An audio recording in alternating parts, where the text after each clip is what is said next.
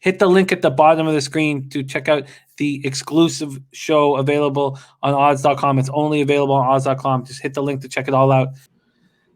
We move to 8:20 p.m. Eastern. This is the night game, Sunday night. Browns, New York Giants, MetLife Stadium, East Rutherford, New Jersey. 37 Fahrenheit, mostly cloudy, 4 miles per hour on Sunday night. Browns 9-4, 4-2 on the road. Giants 5-8, 2-4 at home. See what we are dealing with here. Browns open up at -3.5. Now they're -4. This total opens up at 45. Now it's 45.5. Browns are coming off the game of the year, 47-42 loss at home to the Ravens. Mayfield 28-47, 343 yards, 2 touchdowns, 1 interception. Chubb ran 17 times for 82 yards. Kareem Hunt caught 6 passes, for 77 yards. The problem was Cleveland's inability to keep an eye on Lamar Jackson. And when Lamar Jackson looked like he was going to run, the DBs felt the need to panic and try to help out the defense and stop Lamar, and then they left passing open. But we're talking about this team that doesn't have Greedy Williams all year long. He's been dealing with an auxiliary nerve damage in his shoulder since getting hurt in training camp. Hasn't played all year. They don't have Denzel Ward. And Sendejo is now in concussion protocol. He looked awful in the game. Now, Stefanski says that Kadarius Hodge is progressing through his hamstring injury. Optimistic that the receiver will be available. Austin Hooper is going to be back. Giants coming off ugly 26-7 home loss to the Cardinals. DJ looked awful. 11 for 21, 127 yards, no touchdowns, no interceptions. The offense did not get into Cardinals territory in the first half. Jones was sacked 6 times before leaving late in the fourth quarter. Limited to 78 yards. The Giants were limited to 78 yards rushing, snapping a run of 7 straight games in which they've gained at least 100. They had a season-high 192 over Seattle. Gallman 12 times for 57 yards, so Bebsie got his prop over 55.5. Giants didn't have a receiver who caught more than the 39 yards Golden Tate picked up in 1 catch. Very interesting spot that I got burnt on.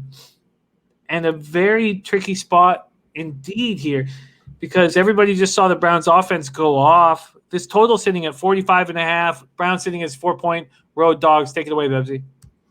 Well, to be honest with you, I think it's a tough game. It's a tough spot for Cleveland. They're coming off an emotional and difficult loss in primetime.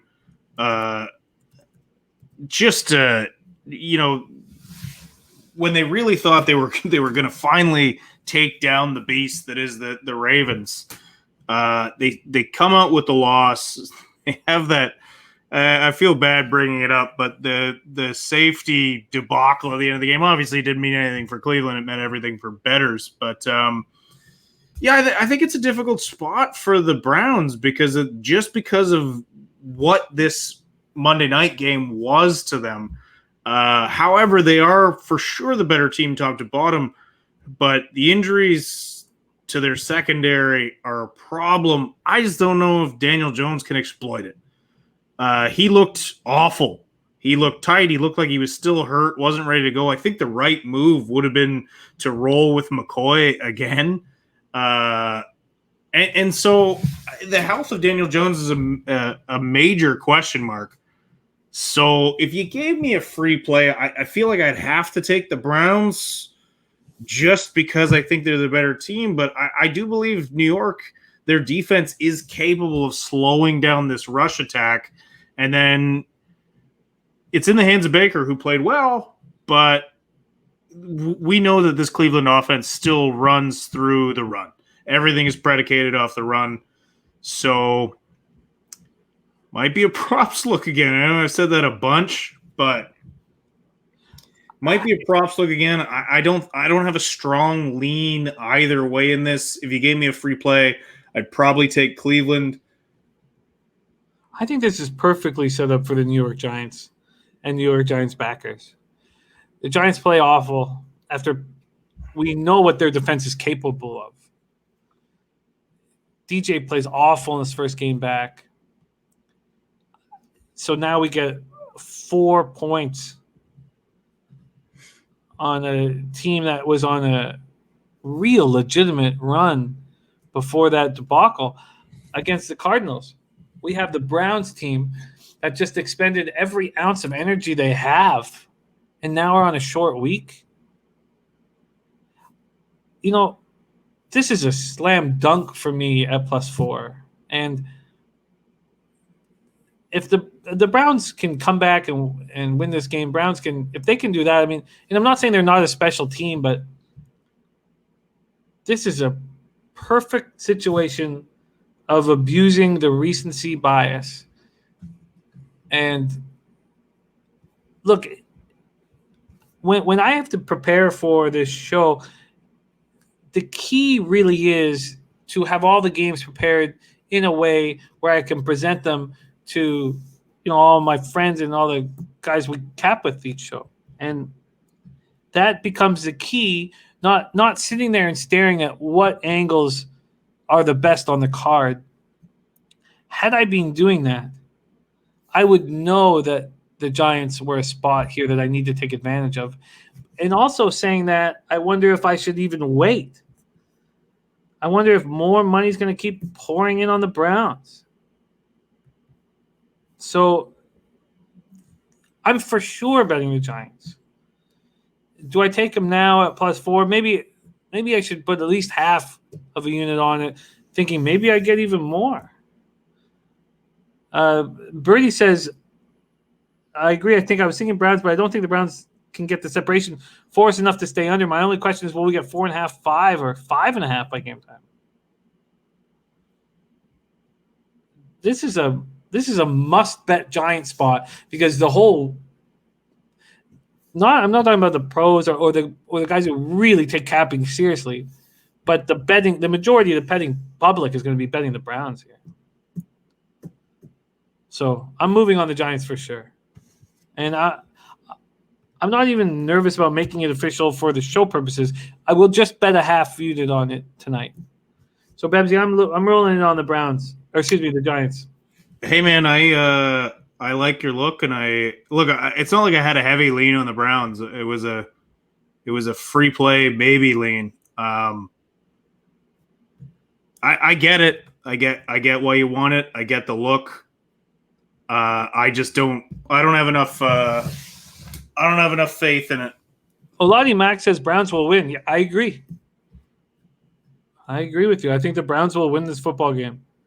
I think they'll squeeze it out late. I think they'll barely win it. Mayfield will do something to barely win it. Before we move on to the Monday Nighter, Bebsie, what do you think of this total sitting at 45 or 45.5? I think we go over the total. Yeah, I can understand that look as well. Again, it's not nothing excites me enough to jump on this, but I can see why you would look over, especially with Cleveland's injuries in the secondary, and the fact that Cleveland looked like this under team, and now they seem to be opening it up a little bit.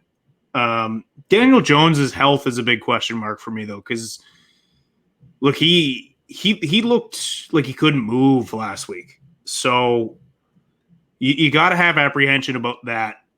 Otherwise, I think I would probably jump on this over. But with Daniel Jones looking the way he did this week, and if he's playing again, then it's under. See, I think that we have a kid who overthinks things. And he didn't start playing well this year until Bruce Arians called him out for trying too hard, making rookie mistakes against the Bucs. Then he started simplifying things. Then he has this groin injury. He watches his team win without him, and I just see him overthinking things, a little panicky. I think the over is in play as well. I'm going to move on both. Getting 45. Well, it's between 44.5 and 45.5. Bet 365 saying at 45.5. I'm going to move on the over as well. Okay, and it's nice. I mean, we will know better later in the week, but right now, 37 Fahrenheit, mostly cloudy, and just 4 miles per hour wind. And we know the Browns are going to. Well, it's likely the Browns are going to put up a situation where you have to go score for score with them, especially with these injuries in the secondary. So there you have it. There's the Sunday Nighter. Bebsie has not made a move. I think Giants receiver props are going to be an interesting thing for us to attack. Now, we have to know that DJ feels good. Giant receiver props. But I'm going to move on the Giants, and I'm going to move on the over.